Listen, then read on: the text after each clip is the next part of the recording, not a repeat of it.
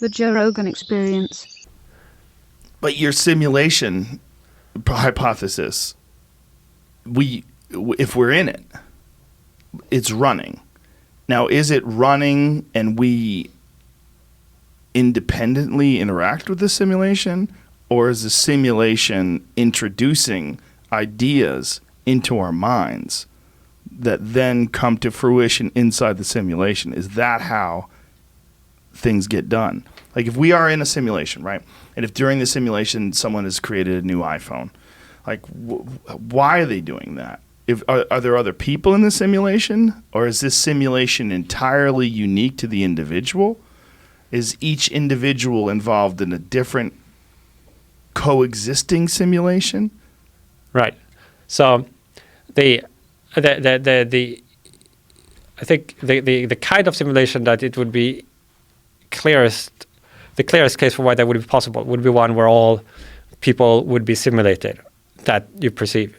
And Everyone. each brain, that you see, because then you could get the realistic behavior out of the brain if you simulated the whole brain at a sufficient level of detail. So everyone you interact with is also a simulation. That type of simulation should certainly be possible. Then it's more of an open question whether it would also be possible to create simulations where there was, say, only one person conscious and the others were just simulacra. Yeah, yes. They acted like humans, but there's nothing inside. Right. So these would be, in philosophers' parlance, zombies. That is like a technical term, but it means in when philosophers discuss it, somebody who acts exactly like a human but with no conscious experience. Now, whether those things are possible or not is an open question. Do you consider that ever when you're communicating with people? Do you ever stop and think, like, does it ever really? I mean, it has occurred to me, but not regularly, no. Yeah, does it ever get to your head where you're like, this might not be real? Like, this person might not be a real person. This might be a simulation.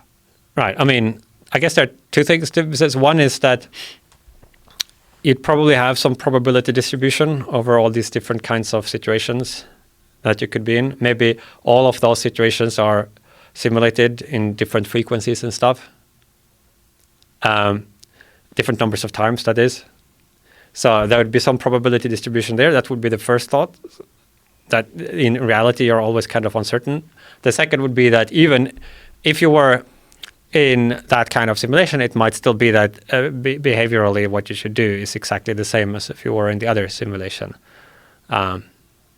So it might not have that much day-to-day implications. Do you think there's psychological benefits for interacting with life as if it's a simulation?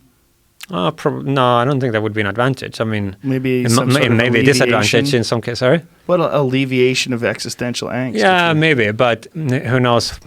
If it could also, I guess, if you sort of interpret it in the wrong way, maybe lead you to feel more alienated or something like that. I don't know. But I think to a first approximation, the same things that would be work well and make a lot of sense to do in physical reality would be also our best bets in a simulated reality. That's where it gets really weird. Like, if it's a simulation, but you must behave in each and every instance as if it's not. If you were given if you had a test you could take, like a pregnancy test, where you went to the CVS and you pee on a strip and it tells you, guess what, Nick? This shit isn't real.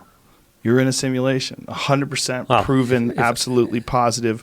From now on, from this moment on, that everything you interact with is some sort of a creation. It's not real. But it is real because you're having the same exact experience as if it was real. Right. How do you proceed? I